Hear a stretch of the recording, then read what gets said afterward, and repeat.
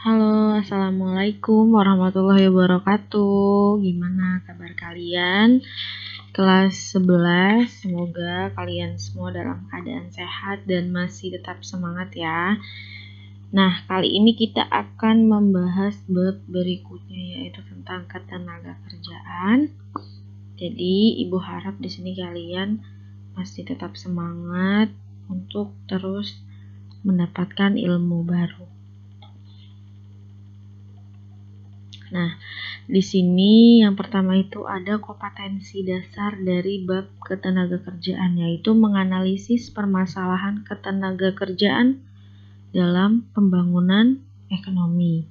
Dengan indikatornya itu yaitu menjelaskan pengertian ketenagakerjaan, angkatan kerja dan kesempatan kerja, dan menyebutkan jenis-jenis tenaga kerja. Nah, di sini ada peta konsep ya di bab yang baru. Nah, di sini peta konsepnya itu menjelaskan atau memaparkan tentang apa saja di pertemuan kali ini. Yaitu di sini ada pengertian, jenis, masalah, upaya, sistem upah, dan pengangguran. Nah, karena ini banyak pembahasannya, kali ini Ibu hanya membahas pengertian dan jenis-jenisnya saja.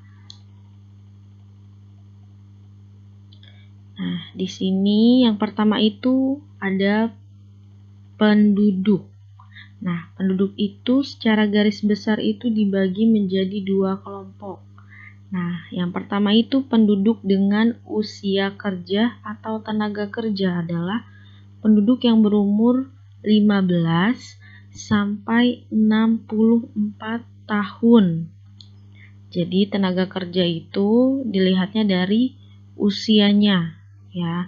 Sedangkan bukan tenaga kerja adalah penduduk yang berumur kurang dari 15 dan lebih dari 64. Jadi kalian tinggal melihat nih dari tenaga kerja kan 15 sampai 64. Berarti kalau bukan antara kurang dari 15 sampai lebih dari 64 tahun. Nah, di sini ada pengertian ketenaga kerjaan. Nah, menurut Undang-Undang Nomor 13 Tahun 2003, ketenaga kerjaan adalah segala hal yang berhubungan dengan tenaga kerja pada waktu sebelum, selama, dan sesudah masa kerja. Nah, tenaga kerja itu dibagi menjadi dua lagi. Ada angkatan dan bukan angkatan kerja. Nah, kalau angkatan, dia penduduknya itu usianya 15 tahun ke atas, baik yang bekerja maupun tidak bekerja. Nah, kalau bukan angkatan, dia kurang dari 15 dan lebih dari 64. Sebenarnya sama dengan klasifikasi dengan penduduk yang sebelumnya ya. Nih, yang ini ya, sebenarnya sama. Cuman kalau di sininya nih, tadi kan angkatan kerja. Nah, di sini dia kan cuman usianya aja nih. Nah, kalau yang ini yang angkatan kerja, dia ada bekerja ataupun tidak bekerja. Nah, di sini ada pengertian kesempatan kerja.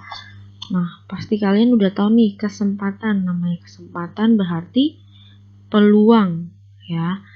Nah, di sini pengertiannya itu tersedianya lapangan pekerjaan bagi angkatan kerja yang membutuhkan pekerjaan. Nah, tadi kan angkatan kerja itu baik yang bekerja maupun tidak bekerja dengan usia 15 sampai 64 tahun. Nah, di sini ada jenis-jenis tenaga kerja. Nah, di sini ada berdasarkan sifatnya. Yang pertama itu ada rohaniyah, non fisik. Dia intinya itu pakai pikiran, contohnya itu direktur. Nah, sedangkan jasmania dia menggunakan fisik.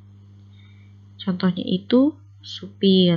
Nah, kalau di sini ada berdasarkan keahliannya. Ada tenaga kerja terdidik. Nah, dari kata terdidik aja itu pasti sudah mengandung unsur keahlian dalam bersekolah.